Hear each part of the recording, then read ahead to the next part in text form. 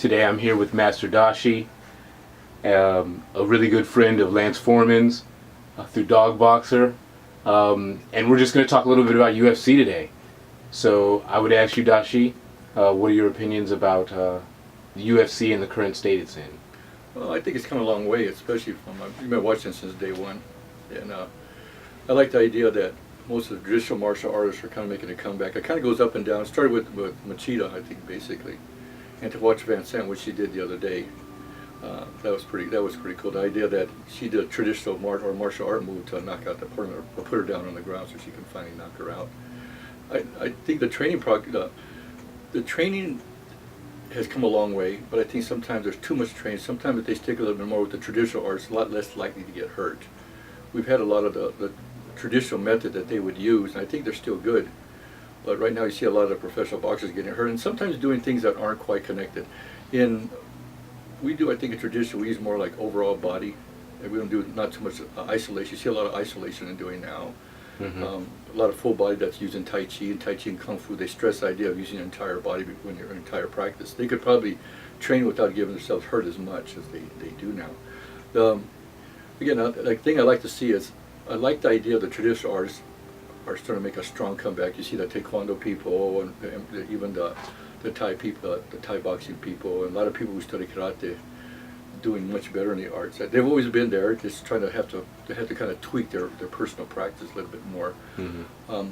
There's some things that Lance got excited when he was watching us do it here, was the idea we have a different type of footwork that he said would set people kind of confused almost, and it's very effective. It's been around a long time. It's one of those things that are secret. You know, in Kung Fu people, we have a tendency to keep things secret. There's even the way we salute in. Traditional school, they actually draw a symbol on the floor. And I'm surprised all these years that nobody's really caught that the secret symbol that everybody does. Everybody just does this little bow you see, never see the full footwork that's involved with it. And to this day, it's still secret. And what it actually does is drawing the symbol to double your spirit into your moves. So for people who are watching right now, when we see people do a bow, you're saying that there's also footwork that goes along with the bow. Right.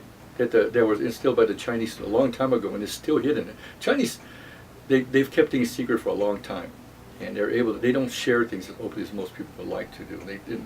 Part of it's just still their secret, still belongs to them, and they're not willing to really teach people on the outside. The thing that's interesting is the communist people almost wiped it out completely too. You know, they tried cutting out the old tradition, and by doing that, they actually eliminated some of these moves that actually traced the idea of bringing the spirit into your moves. In your particular practice. Another thing that's kind of interesting, I see it now, is I hope it doesn't go that way. And I know they're trying to make money, but you're starting to see like the WWE stuff kind of devolve, I would say, into the art itself. So it's kind of taken away a little bit. You know, of course, you get guys like Brock Lesnar and the guys that fight that's become their heroes. I really can't stand it because I've grown up with wrestling, and my kids, growing up in the martial arts, they know it's wrestling too. That's not real, but again, they'll watch it every day. I hear things like Ronda Rousey watches wrestling. People for the entertainment value. Yes, exactly. And I have a little bit there. I think there's like no respect for the art a little bit, and kind of like the tradition. But you see some realization too. You know the wrestling is fake. Everybody knows that. Sure, they can move. Anybody who's athletic can move, and they have the ability to make money. But then you got guys like Diaz brothers who are really just from the street, and there's a whole different energy, but it's also, buys tickets, people like, because I like the Diaz brothers, even though they remind me, because I grew up in the South Central, they have some of that same spirit, energy that you see, and it's real, so it's there, but, even Conor McGregor, and he's made it really popular also, but, he's has some background, he grew up poor, also, but to start going that way, that looks like wrestling, I don't know. Next thing you're going to see some of the fighters coming in, my name is, the way they do, it's kind of a joke almost. I really don't like to see it go that way, because you have the real things like the Diaz brothers and Conor, who have that spirit or that idea, they try to change their life through fighting. A lot of them grew up tough, so they had to have that type of energy. There's no need for the circus entertainment, I would think, inside the arts. And Interesting. I don't like seeing the UFC going in that direction. Who are some of your favorites? Who are some of your least favorites? I haven't seen a fighter I don't like. When guys put their heart into it, to me that means a lot. You know, there's some guys that are clowns or something. I like to see guys with big ego. Think they can't be beat, and all of a sudden they get beat, and boom, they're gone. Some of the guys I still like the Hendersons. I like both Hendersons. You know, I like most of the people I've seen come in Albuquerque. You know, almost everybody under Jackson's camp. They're pretty good fighters overall. Ronda Rousey. I mean, I like every single fight. I haven't seen one that I don't like really. You know, everybody has something to share. I like their techniques, and mostly like when I look at a fight, I look at somebody with a good heart. Okay. And everybody said, "You like." I think the thing with Dana, he was trying to make everybody look like Batman and Superman type person. And you know, my personal favorite, of course, is my former student, Big Country Roy. I mean, he would always rub his belly and everything like that, and he just show you that you don't have to be that way. The whole idea is that you didn't have to be that kind of a person to be able to fight. Mm-hmm. You know, my idea was the same thing. Growing up, I was skinny with the blood disorder. I was skinny, and I didn't look like anything like that. But the whole idea is like, I was able to do martial arts to defend myself against punks or these guys who had big egos or big heads. You know, and I like that idea. I don't like the idea that, I mean, I think he was trying to sell a certain look to it. And that's why he never liked Roy. That's very obvious. Mm-hmm. You know, everybody that knows anything, so you could sense that feeling. And when Dana doesn't like someone, he almost makes it obvious. Yeah, he makes it very obvious. And things about it, like when they were interviewing here, and I hear people talk behind the scenes. I still see a lot of these fighters and stuff, and there's different things that say, oh, you don't want to say that on film because Dana were here, you know, that kind of stuff. I know he's like the Godfather. It's kind of come to his head. I mean, he did make the art himself, but it's like, okay. But there's other guys I like. By the way, like some of the entertainers I do like, Joe Rogan. You know, he's a pain in the ass. He's goofy, but he's funnier than heck, and he says a lot of truth. Mm-hmm. I mean, he's really honest what he says. And he's got a good way to put it, and not just in the UFC. And it's obvious he knows how to sell tickets. You know, just himself. But it's he's very funny, man. And he said again, he says the truth. He comes from the bottom. The other thing, and I you know, for years I've known that people use steroids is another part of it. And you could tell by looking at these guys. That's because the guys that they wanted that look anyway. Mm-hmm. You know, a lot of guys don't use it, and it's very obvious. The thing with like, with Nick Diaz, you know, smoking it. See what the heck that had. Everybody knows it. You know, and the thing I don't like is I don't like the Nevada State Commission because when I see them, they're just like bullies.